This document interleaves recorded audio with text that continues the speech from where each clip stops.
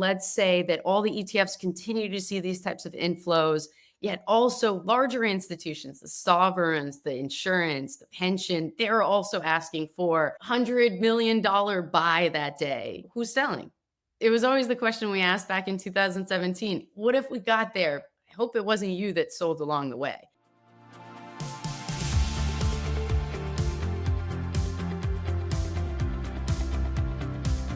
Imagine a blockchain built for you. No wallets, no keys, no hassle, just innovation.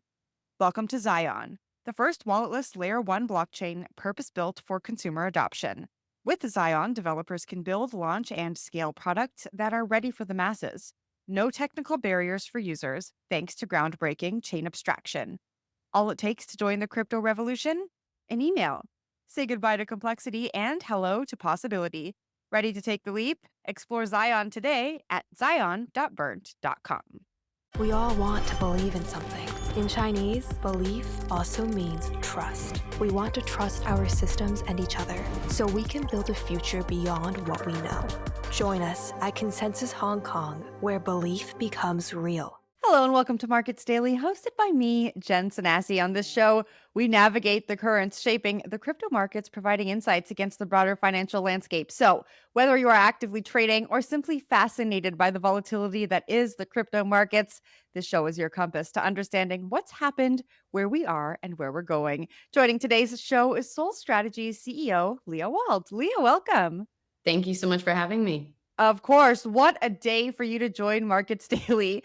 100K Bitcoin last night. I think everyone is celebrating. Talk to me about how you're feeling, how you were feeling last night and this morning. I mean, it's incredible for everybody, right? And especially, for folks that have to, be in the ecosystem for a long time, it was actually kind of nostalgic. I went back to, my former partner's tweets in 2017 and YouTube videos that we were on with some of the Bitcoiners back in the day, like Giacomo Zucco and Jimmy Song, and talking about how this was a possibility. And, we're not soothsayers, but it was a lot of optimism back then, and just the validation that it actually got there is surreal. I mean, it's very emotional in many ways, celebratory, nostalgic of the days when it was just us at conferences. I mean, really, really, really cool. Really cool.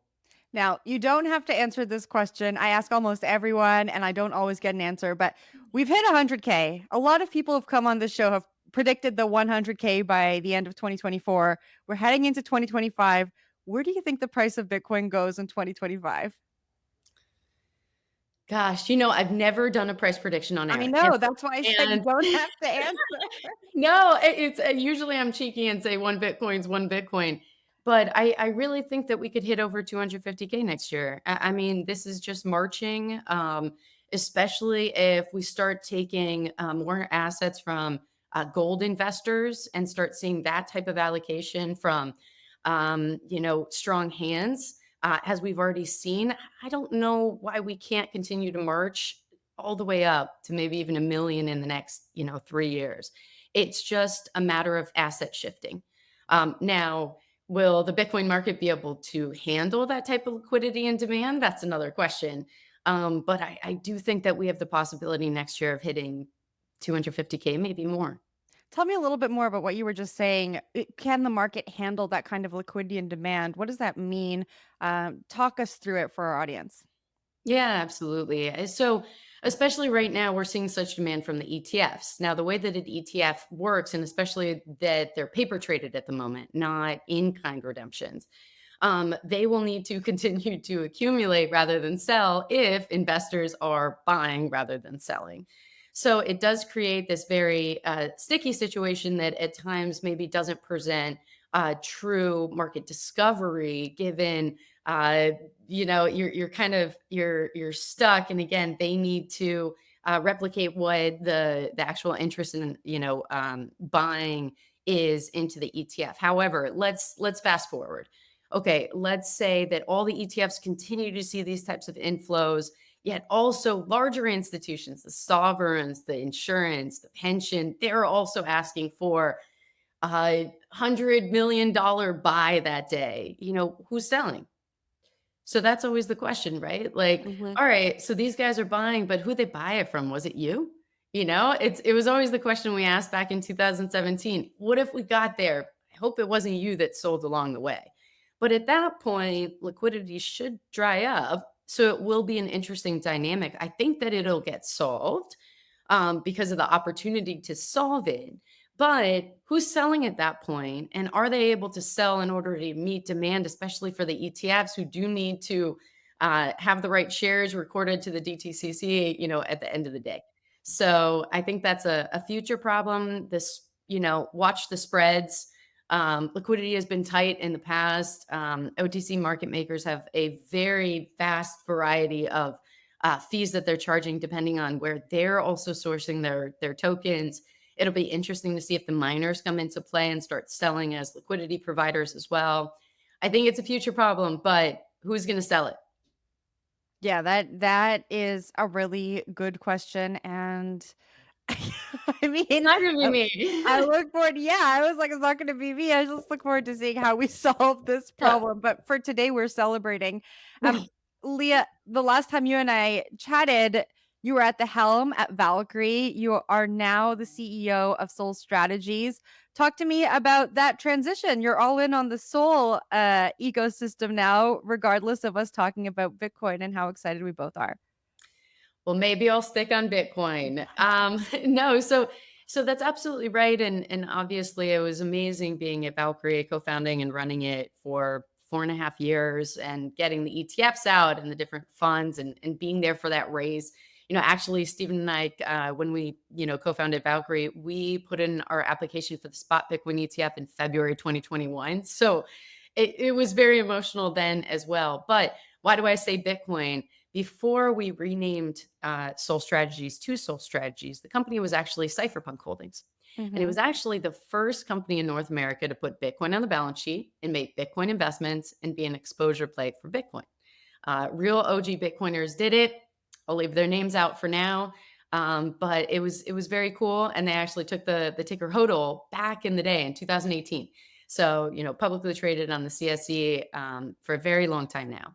Now, when I decided to join this summer, management, the board, and I sat down and said, okay, well, what's the opportunity now? The ETFs are out. There's exposure to Bitcoin in a variety of ways that are efficient vehicles. So, what's the opportunity? And we were all excited about Solana for a long time, but we saw the opportunity for the market to be the first and the only still, Bitcoin company focused on the Solana ecosystem. So to be a Solana company with infrastructure to boot, we're running a validator business for the market to be able to actually invest in Solana. As of right now, we're the only ones doing it. There was a PR file this morning that we've submitted our application to NASDAQ as well. So hopefully in the future, we will be cross borders for that more easily. We're OTC at the moment, but that would provide a lot more access, obviously. And we're obviously very bullish Solana, to your point. What does it mean to be a Solana company? So as you can see from our public filings, the vast majority of our balance sheet is invested in SOL. We're staking that SOL to our validators, and we're running other validators for third parties as well. So a very simple but straightforward and focused business. We acquired another validator company called Cogent Crypto, which very greatly expanded our validator business. We just announced an LOI for another validator business that we're trying to acquire. That would bring our assets up to almost 500 million Canadian on validators. So very much staking our own SOL. Balance sheet is in SOL. For the majority of balance sheet is in SOL, and running a validator business for Solana.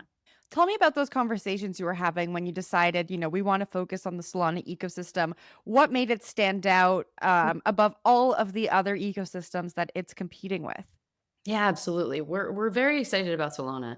I know we're talking about Bitcoin at 100K, and obviously I decided to wear this shirt. But Solana is very interesting. We think it has been undervalued for a very long time. That's proven to be true. But there's a lot of builders on Solana. You see the network activity increasing every single day. It's still highly efficient. Transaction fees are fractional of a penny.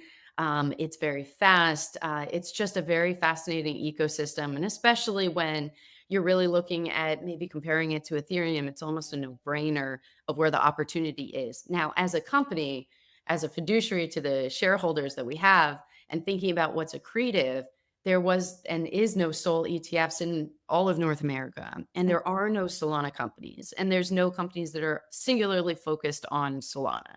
So we also thought that that would be an important milestone for the market, given all the demand that you see in trying to acquire SOL spot around the world. That hey, we can actually show up and provide that opportunity to investors, and hopefully the SOL ETFs get approved one day. And that would just be a rising tide for all of us, given we're a company rather than a fund. So we think that, we have an important differentiation that would provide two different opportunities for investors in the market to invest in Solana. There were a few folks who came on the show that said if there was a Trump win in the United States, there would likely be a Solana ETF approved in 2025. What do you think? Do you think we're going to see one approved in 2025? I think that we could. Again, having submitted a Bitcoin ETF application in 2021, I'll never make a prediction on the SEC, even if they are pro crypto. But I do think that we will. I think it's probably Q3, Q4 though. There's Mm. still a lot to be figured out at this SEC as well as at the OSC in Canada. The OSC also hasn't approved any SOL ETFs or staked SOL ETFs. 3IQ filed a public, filing well earlier in this year, and it still hasn't been approved. From my understanding, there's concerns around floodgates opening. So whereas the SEC and the OSC are still determining how do you one classify SOL, two classify if there's potential investment contracts around staking SOL, and therefore having it as part of that product. And then three, is that opening the floodgates? How do we differentiate SOL from the other tokens that also have applied as in ETF structures such as XRP, HBAR, et cetera. So That's really hopefully 2025, but I think I'm not holding my breath, but I am rooting for all the issuers, and as an issuer myself, we're trying to help anywhere we can. That's interesting. The Bitcoin ETF was approved in Canada before it was approved in the United States. So to hear what's happening in Canada with the SOL ETF maybe is a little bit of a predictor, but I guess we can't really correlate events with changing administrations.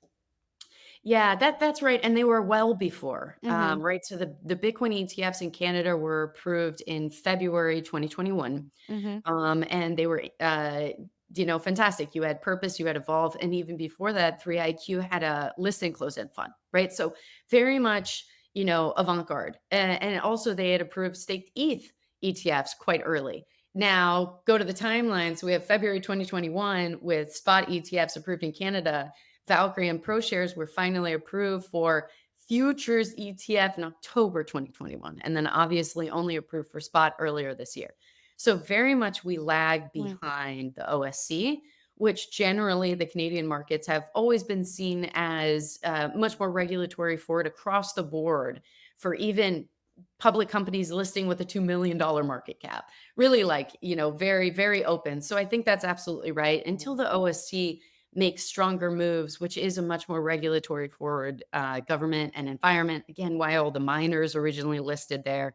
I think that the SEC is likely going to lag behind that, which is not an issue. It gives us another year to educate the market. I think just because they're not approved doesn't hinder the growth of the Solana ecosystem or any access. This is just part of the process, and that's totally fine. Leah, I got to ask you, why go all in on Sol when there are so many layer ones popping up every day, seemingly trying to solve similar issues that Solana solves?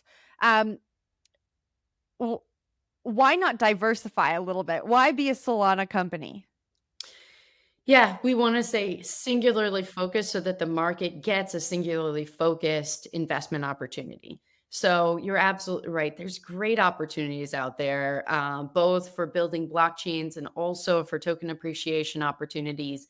But that would muddy the waters for what investors actually want. Mm. We are singularly focused because if an investor wants exposure to and direct exposure to Solana, we're there. So tight thesis. Talk to me a little bit about institutional interest in the Solana ecosystem. Yeah, it's really increasing, and we're the first ones to witness it, which is just fascinating. So, what's been most interesting to us is the changeover when we hit a dollar. From when I took over the helm, it was 11 cents. So we've seen this enormous ride in the past couple months. It's been very fun, but it started extremely retail, and then when we hit a dollar, retail very much took profits, and it was a different set of hands that came in that was institutional. We also saw that over our OTC ticker by seeing all the flows coming from the US, millions of shares traded a day over the OTC ticker. So that was very interesting for us to see that this is very much a retail product. Everyone's still understanding SOL. There's not SOL ETFs out yet. And the importance of that, of course, is Fidelity and the other larger giants going out and educating. So it's still relatively new for the market. Yet you saw that change of hands and you saw the demand increasing both from the United States over that OTC ticker as well as in Canada. So I am unable to see with the lack of data at the moment exactly who's buying until those filings come out, but it is evident and available and on public record if you go for to any of the websites for Canada to see that it really has changed hands from retail to institutional. So it's very interesting. And Leah, just as we wrap up here, we're sitting in December 2025 is right around the corner. What do you think the driving narrative is going to be for this ecosystem as a whole if we maybe look outside of Solana and even Bitcoin? Sure. I mean, I think for Bitcoin, it's everyone asking for some Bitcoin ledgers under the Christmas tree, Mhm. likely at the end of the year. No, I think the driving narrative is this very important psychological level of 100,000. Breaking 100,000 is just this enormous psychological barrier that we've been going up against. And now I think the floodgates are open. No one can deny the importance of Bitcoin as an asset and as a institutional accumulation and with the top institutions in the world. So, to your question, as we know, alts do usually correlate. So, I think that that's going to be interesting to watch to see who starts playing in the Hotel California of the exchanges, what tokens they're playing with, and if there's more enthusiasm and venture capital dollars into these other blockchains and other layer ones on what they're building. But I think all eyes are on Bitcoin and also Solana going into the year, and if they can keep up the momentum. And I think they can. Leah, thanks so much for joining Markets Daily today. Thank you for having me. And thank you to our audience. If you enjoy listening to Markets Daily, subscribe to the CoinDesk Podcast Network. That's available on all podcast platforms. And if you prefer to watch, we are on YouTube. Subscribe to CoinDesk, give us a thumbs up, and we'll see you tomorrow.